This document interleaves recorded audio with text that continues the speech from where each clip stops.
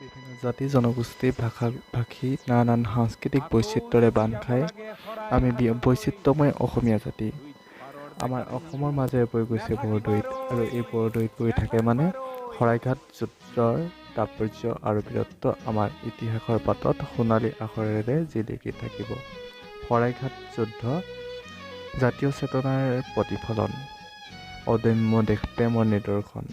আমাৰ মনত দেশৰ প্ৰতি ভালপোৱা, জাতীয় চৈতন্য জাগ্ৰত কৰাৰ বাবে শৰাইঘাটৰ কাহিনীয়ে যথেষ্ট, য'ৰ পৰা আমি শিক্ষা ল'ব পাৰোঁ। মৰমৰ ছাত্ৰ ছাত্ৰীসকল, তোমালোকে হয়তো কথাখিনি শুনি বুজি পাইছে। থুলমূলকৈ অষ্টম শ্ৰেণীৰ যুগমীয়া শৰাইঘাট নামৰ পাঠটিৰ পৰা কথাখিনি তুলি অনা হৈছে। আমি যিহেতু পাঠটো পঢ়িছোৱেই, এতিয়া আমি পাঠৰ শেষত থকা প্ৰশ্নসমূহৰ আলোচনা কৰিবলৈ বিচাৰিছোঁ এইটো ভিডিঅ'ত। আৰু তোমালোকে পাঠ্যপুথিখন উলিয়াই লোৱা, আৰু প্ৰশ্নসমূহৰ ওচৰলৈ যোৱাৰ আগতে মই কেইটামান প্ৰশ্ন তোমালোকলৈ আগবঢ়াব বিচাৰিছোঁ। তোমালোকে ঘৰত থকা সময়খিনিত এই প্ৰশ্নসমূহৰ উত্তৰ কৰিবলৈ চেষ্টা কৰিবা। 1 নম্বৰ প্ৰশ্ন, বৰ্তমান শৰাইঘাটৰ সমস্যাবোৰ কি কি? প্ৰশ্ন 2, ৰামসিংহ কোন আছিল? প্ৰশ্ন 3, অসম এৰি যাবৰ সময়ত ৰামসিংহই কি কৈ গৈছিল? প্ৰশ্ন 4, অকল যুদ্ধৰ সামগ্ৰীৰে যুদ্ধ জয় কৰিব নোৱাৰি কিয়? 5, বৰফুকনৰ কথা মানি চলিলেহে যুদ্ধত জয়লাভ হ'ব, কোনে কেতিয়া কৈছিল? কুৱামিদ্ধা হাজৰিকাই কেনেকৈ মোগলৰ পৰা হাৰিবলৈ সক্ষম হৈছিল? এই প্ৰশ্নকেইটা তোমালোকে ঘৰত আজৰি সময়ত কৰি চাবা। ক্ৰিয়াকলাপ, ইয়াতে ক অংশ পাঠভিত্তিক ক্ৰিয়া। প্ৰথম যিটো আছে, পাঠটো স্পষ্ট আৰু শুদ্ধ উচ্চাৰণে পঢ়া। এইটো মই ক'বলগীয়া বিশেষ নাই, তোমালোকে নিজে ঘৰত পঢ়িবা শুদ্ধকৈ। আৰু পাছত যিটো আছে 2 নম্বৰ উত্তৰ দিয়া। ইয়াতে যিকেইটা প্ৰশ্ন আছে সেইকেইটা উত্তৰ তোমালোকে নিশ্চয় পাৰিবা। যদিও নাজানা তেনেহ'লে পাঠটো প্ৰথমতে পঢ়িবা, পঢ়ি পাছত এই প্ৰশ্নকেইটা উত্তৰ কৰিবা। ইয়াত মই ক'বলগীয়া বিশেষ কাৰণ নাই, যিকেইটা আছে খুব সহজভাৱে কোৱা আছে। এটা শব্দত বা 2টা শব্দত প্ৰশ্নকেইটা উত্তৰ দিলে হৈ যাব। এই 2 নম্বৰ প্ৰশ্নকেইটাৰ মই উত্তৰ ক'বলৈ নাযাওঁ, তোমালোকে নিজে উলিয়াই চাবা, আৰু যদি অসুবিধা পোৱা তেনেহ'লে মোক ক'বা। 3 নম্বৰত আছে, পাঠটোত থকা কঠিন শব্দবোৰ অৰ্থ, শব্দ সম্ভাৰ আৰু অভিধান চাই জানি লোৱা। এইটো তোমালোকে নিজে কৰিবা। 4 নম্বৰ, পাঠত থকাৰ দৰে সংলাপবোৰ লিখা। কথাৰ যুদ্ধৰে বলে নোৱাৰি ৰামসিংহই ব্ৰহ্মপুত্ৰ পাৰ হৈ গুৱাহাটীত গঢ় ল'বলৈ চেষ্টা কৰাৰ সময়ত জয়গাৰে লাচিত বৰফুকনে অসমীয়া ৰণোৱাসকলক কি কৈছিল? একদম পাঠত যিদৰে আছে ঠিক তেনেদৰে ক'ব লাগে। এতিয়া এইটো ধৰা আছে এনেদৰে, জয়গাৰে তেওঁ নাও মেলি দিলে আৰু চিঞৰি ক'লে, অসমীয়া ৰণোৱাসকল মই যুঁজিহে মৰিম, চিলা পৰ্বতৰ ওপৰত এচপৰা মাটি কিনি থৈছোঁ, তাতে মোৰ শৰটো থবা, নাইবা মোক বঙালে ধৰি লৈ যাওক, তোমালোকে সুখেৰে ঘৰলৈ উভতি যোৱা। এই ঊৰ্ধ্বকমাৰ মাজত যিখিনি আছে সেইখিনি ক'লে হৈ যাব। ঠিক তেনেদৰে অসম এৰি যোৱাৰ সময়ত ৰামসিংহই অসমক প্ৰশংসা কৰি কি গৈছিল? এইটো তোমালোকে পাঠত চালেই পাবা। সেই তলতে আছে, অসম এৰি যাব সময়ত ৰামসিংহই কৈ গ'ল, ধন্য ৰজা, ধন্য মন্ত্ৰী, ধন্য সেনাপতি, ধন্য সেনা, অকল এজন মানুহে সকলো সৈন্য চলাই, ই কি আচৰিত, মই ৰামসিংহ নিজে যুদ্ধৰ সেনাপতি হৈও একোতে সুবিধা নাপাওঁ। গ, কোনোবাই যুদ্ধৰ কামত মন ইফাল সিফাল কৰে বুলি বীৰ লাচিত বৰফুকনে কামাখ্যাক গোসানি লৈ সেৱা কৰি কি ঘোষণা কৰিছিল?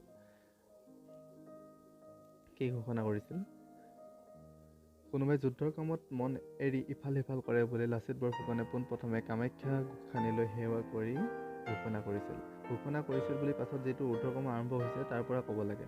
যুদ্ধৰ কামত পাঁচ হুহুকিলে মই এই হেমদাঙেৰে তাক দুডোখ কৰি কাটিম, পাছতহে স্বৰ্গদেউক জনাম। এই কথাখিনি পাছত যিটো আছে ঘ নম্বৰ, মই যিটো এইচ বুলি লিখি দিছোঁ, এইটো তোমালোকক হোমৱৰ্ক দিছোঁ, এইটো মোক কৰি দিবা।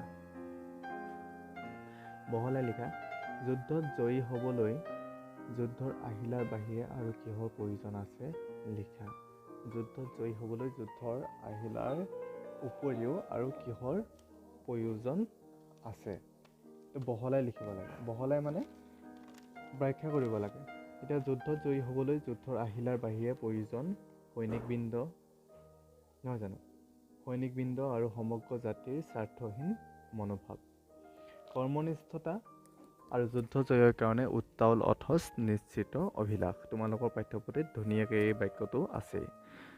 তাৰপাছতে আমি লগাই দিব পাৰোঁ, কাৰণ সকলো আহিলা যোগাৰ থাকিলেও যদিহে জাতিৰ মনোবৃত্তি যুদ্ধ জয়ৰ বাবে ব্যাকুল নহয়, তেনে যুদ্ধত জয়লাভ কৰাটোও সহজসাধ্য নহয়। এইখিনি কথা আমি এই প্ৰথম প্ৰশ্নটো, যুদ্ধত জয়ী হ'বলৈ যুদ্ধৰ আহিলা বাহিৰে আৰু কিহৰ প্ৰয়োজন, সেই তাত আমি ক'ব পাৰোঁ। খ প্ৰশ্নটো, সেনাপতি কোৱামিদ্ধা হাজৰিকাই কি কৌশলেৰে মোগল সৈন্যৰ মাজৰ পৰা হাত সাৰিবলৈ সক্ষম হৈছিল বৰ্ণনা কৰা। এইটো বৰ্ণনা কৰিব লাগে, অকণ বহলাই লিখিব লাগে। কাহিনীটো লিখি দিলে হৈ গ'ল, যিদৰে তেওঁ মোগল সৈন্যৰ মাজৰ পৰা পলাই হাৰিবলৈ সক্ষম হৈছিলে। কিতাপত তোমালোকৰ খুব ধুনীয়াকৈ আছে, মোগলে নাৱৰে সৈতে কোৱামিদ্ধা হাজৰিকাক ধৰি আনন্দত মতলীয়া হৈ তেওঁক নাচিবলৈ ক'লে।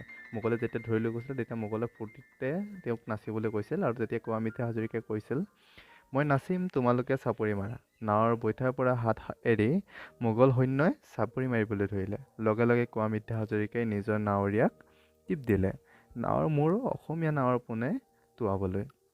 নাচোনৰ চেওঁ দেখি বঙাল সৈন্য মচগুল হ'ল। এই চেগতে কোৱামিদ্ধাৰ নাওখন সাউৎকৰে আঁতৰি গুচি গ'ল। এনেদৰে কোৱামিদ্ধা হাজৰিকাই নিজৰ কৌশলেৰে মোগল সৈন্যৰ মাজৰ পৰা হাত সাৰিবলৈ সক্ষম হৈছিল। তাৰ পাছতে আছে, শৰাইঘাট ৰণত অসমৰ বিজয়ৰ মূলতে থকা কথাবোৰ লিখা। এইটো যিটো আছে প্ৰশ্ন, এই প্ৰশ্নটো উত্তৰ কৰিবৰ কাৰণে তোমালোকৰ মাজলৈ আগবঢ়ালোঁ। তোমালোকে কৰি লিখি মোক ছাবমিট কৰিবা। 6 নম্বৰত আছে, প্ৰসংগ সংগতি দৰ্শাই বুজাই লিখা। প্ৰসংগ সংগতি দৰ্শাই বুজাই লিখা। তোমালোকে ক্লাছ 7ত পাইছিলা প্ৰসংগ সংগতি দৰ্শাই বুজাই লিখা। তাত কেনেদৰে প্ৰসংগ লিখিব লাগে আৰু কেনেদৰে সংগতি লিখিব লাগে, সেই কথা ধুনীয়াকৈ উদাহৰণৰ সহকাৰে বুজাই থোৱা আছিলে প্ৰথমতেই। আৰু এতিয়া আমি কৰি চাওঁ। তোমালোকে হয়তো জানাই প্ৰসংগ সংগতি দৰ্শাই বুজাই লিখিবৰ কাৰণে। মই এটা উদাহৰণ এটা কৈ দিছোঁ। প্ৰসংগ সংগতি এতিয়া প্ৰথম প্ৰসংগ লিখিম। প্ৰসংগ মানে ক'ৰ পৰা আহিছে, বা যিটো ইয়াত লাইন দিয়া আছে, তলত এক নম্বৰটো ক দিয়া আছে যে অগ্নি, সৰ্প আৰু প্ৰলোভন এই তিনি একেধৰণে বিভক্ত। এইটো ক'ৰ পৰা আহিছে? আমি প্ৰসংগত ক'লোঁ, এনেদৰে ক'ম, উক্ত বাক্যশাৰী আমাৰ পাঠ্যপুথিৰ অন্তৰ্গত সূৰ্যকুমাৰ ভূঞাদেৱৰ যুগমীয়া শৰাইঘাট নামৰ পাঠটিৰ অন্তৰ্গত। প্ৰসংগটো আমাৰ সেইটো হৈ গ'ল।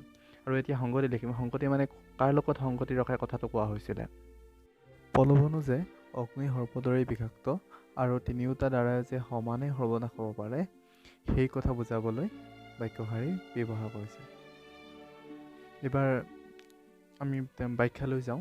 যিটো প্ৰসংগ লিখিলোঁ, আমি সংগতি লিখিলোঁ ধৰা, এতিয়া ব্যাখ্যাত আমি এনেকৈ লিখিব পাৰিম। এবাৰ অসমীয়া কটকী ৰামচৰণ আৰু নিমক ৰামসিংহই ৰাজপুতনাৰ ভালৰ কাঠৰ চৰাই নাচ দেখুৱাইছিল। কটকী বনত লোভ জগাবলৈ ৰামসিংহই সেইটো কৰিছিলে, আৰু কটকী ৰামচৰণে নাচ দেখি ভাল পাই অসমীয়াক দেখাবলৈ বুলি এটা চৰাই খুজিছিল। তেতিয়া ৰামসিংহই দুটা চৰাই দিছিল, আৰু বৰফুকনে কথাটো গম পাই ৰামচৰণক লোৱা লগাই থৈছিল। তেওঁ জানিছিল যে যিদৰে অগ্নি সৰ্পই নিমিষতে সৰ্বনাশ কৰিব পাৰে, ঠিক একেদৰে প্ৰলোভন নামৰ বিষ এবাৰ যদি যুদ্ধ শিবিৰত সোমায়, তেনেহ'লে সকলোৰে সৰ্বনাশ হ'ব পাৰে। বাক্যশাৰীৰ যোগেদি অগ্নি, সৰ্প আৰু প্ৰলোভন তিনিও যে একে প্ৰকাৰৰ নাশকাৰী, প্ৰাণনাশকাৰী, সেই হিচাপে অভিহিত কৰিব বিচৰা হৈছে।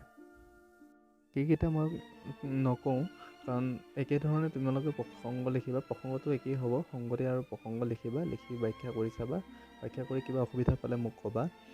ইয়াৰে ভিতৰত যিটো গড় আছে, সেয়া শৰাইঘাট, সেই শৰাইঘাট নাই, কিন্তু শৰাইঘাট আছে। এইটোৰ প্ৰসংগ সংগতি দৰ্শাই মোলৈ লিখি তোমালোকে পঠাব লাগিব। বাকীকেইটা তোমালোকে নিজে লিখি চাবা, আৰু কাৰণ ইয়াতে মই যদি কৈ থাকোঁ, তেনেহ'লে ভিডিঅ'টো বৰ লম্বা হৈ যাব। ইয়াতে জানুৱাহা বুলি দিয়াখিনিত মূৰ্ধন্য ণৰ ব্যৱহাৰ সম্পৰ্কে তোমালোকক কোৱা হৈছে। মূৰ্ধন্য ণ ক'ত কেনেদৰে ব্যৱহাৰ হয়, বা কেনেধৰণে কি আখৰ পাছত বা কেনেধৰণৰ শব্দত মূৰ্ধন্য ণৰ ব্যৱহাৰ হয়, তোমালোকে পঢ়িলে গম পাবা। ইয়াত যেনে কি কৈছে, যিকেইটা ডাঙৰ হৰফত লিখা হৈছে, সুবিবেচনাৰে কাৰ্যপন্থা নিৰূপণ আৰু ক্ষিপ্ৰতাৰে কাৰ্যপন্থা গ্ৰহণ আৰু সম্পাদন, এই দুয়ো সমাৱেশ গোলাঘাট ৰণত অসমীয়াৰ কাৰণে আৱশ্যক আছিল। ইয়াতে কি হৈছে, ডাঙৰ হৰফত লিখাকেইটাত মূৰ্ধন্য ণৰ ব্যৱহাৰ হৈছে। এতিয়া মূৰ্ধন্য ণৰ ব্যৱহাৰ কেইটামান কাৰণ আছে। কাৰণকেইটা মই চমুকৈ তোমালোকক কৈ দিছোঁ, তোমালোকে এইখিনি পঢ়ি ল'বা, পঢ়ি ল'লে গম পাই যাবা। ৰ মূৰ্ধন্য খ, মূৰ্ধন্য খ আৰু ৰি এই আখৰকেইটাৰ পাছত যদি দন্ত্য ন থাকে, এই আখৰকেইটাৰ পাছত দন্ত ন উচ্চাৰণ, নৰ উচ্চাৰণ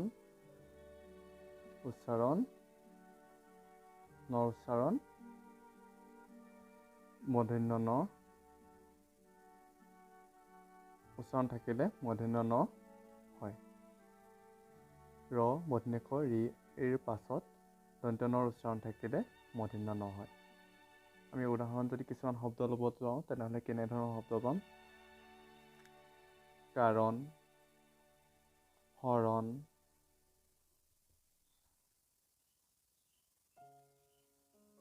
ৰণ, ঠিক তেনেকৈ মূৰ্ধন্য খ লগাই ভীষণ, পোষণ, তেনেকৈ ৰি লগাই ঋণ, তৃণ, তৃণ, এনেধৰণৰ শব্দবোৰ। ইয়াত মূৰ্ধন্য ন হোৱাৰ মেইন কাৰণটো হ'ল কি?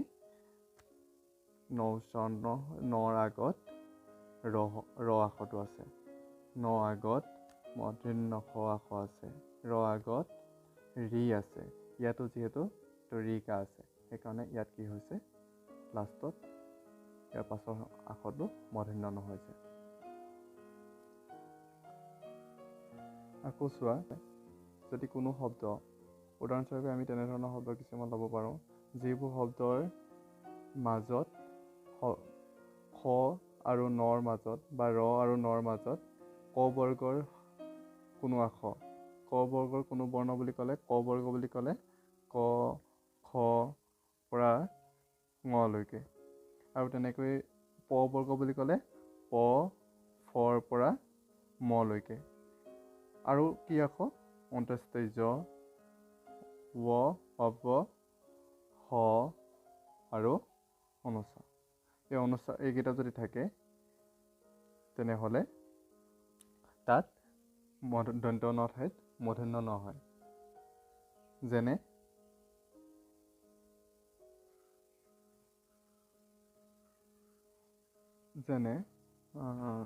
শ্ৰৱণ,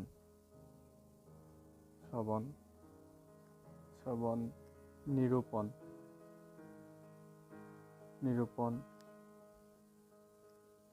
তেনেকৈ ৰাৱণ। ইয়াৰ পাছত আমি চাওঁ হা, মূৰ্ধন্য নহয়। কিয় মূৰ্ধন্য নহয়?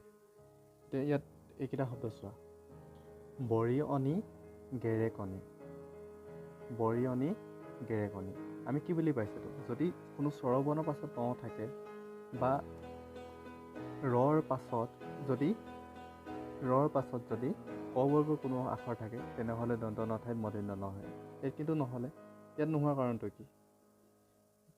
আমি এটা কথা জানো যে অসমীয়া ভাষাত বেছিভাগ শব্দ বা প্ৰায়ভাগ শব্দ সংস্কৃতৰ পৰা আহি সোমাইছে।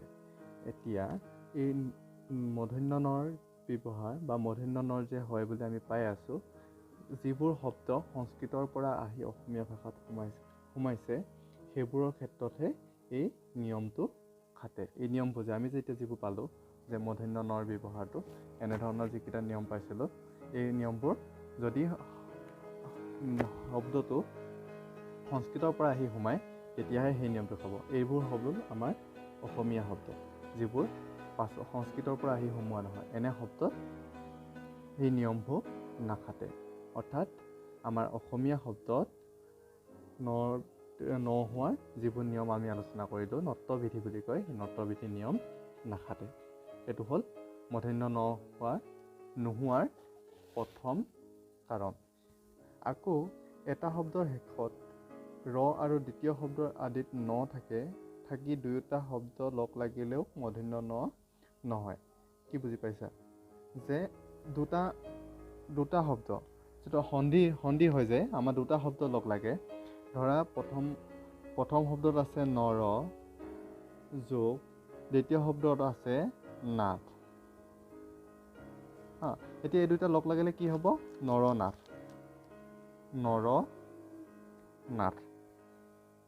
এতিয়া কি হ'ল ইয়াত দন্ত নয় হৈ থাকিলে মূৰ্ধন্য ন নহ'লে কাৰণটো কি এটা শব্দ বেলেগ শব্দ এটা বেলেগ শব্দ দুটা শব্দ যদি লগ লাগে আৰু প্ৰথম শব্দটোৰ শেষত যদি ৰ থাকে আৰু দ্বিতীয় শব্দৰ আৰম্ভণিত যদি ন থাকে তেনেহ'লে সেই দুটা তেনে শব্দত মূৰ্ধন্য ন নহয় তোমালোকৰ উদাহৰণ কেইবাটাও দিয়া আছে কিতাপত চাই ল'বা হৰিযোগ নাথ হৰিনাথ হৰিযোগ নাৰায়ণ হৰিনাৰায়ণ নৰযোগ নাৰায়ণ নৰনাৰায়ণ এইবোৰ শব্দ যিবোৰ শব্দৰ মূল কাৰণটো হ'ল প্ৰথম শব্দত ৰ আছে দ্বিতীয় শব্দৰ প্ৰথম শাখাতো দন্ত ন আছে সেইকাৰণে ইয়াত মূৰ্ধন্য নহয় একেধৰণৰ শব্দ থাকিলে আৰু এটা কাৰণ দিয়া আছে তাত আছে চোৱা অসমীয়া স্ত্ৰী প্ৰত্যয়ৰ নি দন্ত ন মূৰ্ধন্য ন নহয় স্ত্ৰী প্ৰত্যয় বৰাণী বৰুৱানী শইকীয়ানী কমাৰণী কুমাৰণী গৰাকিনী যিবোৰ স্ত্ৰী প্ৰত্যয়বাচক শব্দ তাত আমি জানোৱেই এইটো স্ত্ৰী প্ৰত্যয় বুলি কয় নি এটা স্ত্ৰী প্ৰত্যয় এই নি য'ত লগ লাগিব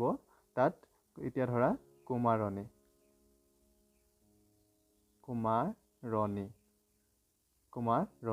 ইয়াত দন্ত নয় থাকিব ইয়াত মূৰ্ধন্য ন নহয় কাৰণটো হ'ল কি দন্তীয়া ন দীৰ্ঘইকাৰে নি এইটো যিটো স্ত্ৰী প্ৰত্যয় সলনি নহয় এতিয়া আমি তিনিটা কাৰণ পালোঁ যিবোৰ শব্দ সংস্কৃত মূলৰ পৰা আহে সেইবোৰ শব্দৰ ক্ষেত্ৰতহে নত্ববিধি খাটে আৰু বাকী অসমীয়া শব্দৰ ক্ষেত্ৰত দন্ত ন মূৰ্ধন্য নলৈ সলনি নহয় আৰু 2 নম্বৰ কাৰণটো পাইছোঁ কি যদিহে দুটা শব্দৰ লগ লাগে আৰু প্ৰথম শব্দৰ শেষত ৰ থাকে আৰু দ্বিতীয় শব্দৰ প্ৰথমতে ন থাকে তেনেহ'লে তেনে শব্দও দন্ত নয় হৈ থাকে মূৰ্ধন্য নলৈ ৰূপান্তৰিত বা সলনি নহয় তাৰপিছত পালোঁ অসমীয়া স্ত্ৰী প্ৰত্যয় নি মূৰ্ধন্য ন নহয় সিও একেদৰে থাকে এইকেইটা কাৰণ তোমালোকে ভালকৈ চাবা ভিডিঅ'টো 2-3 বাৰ তেতিয়া চালে গম পাবা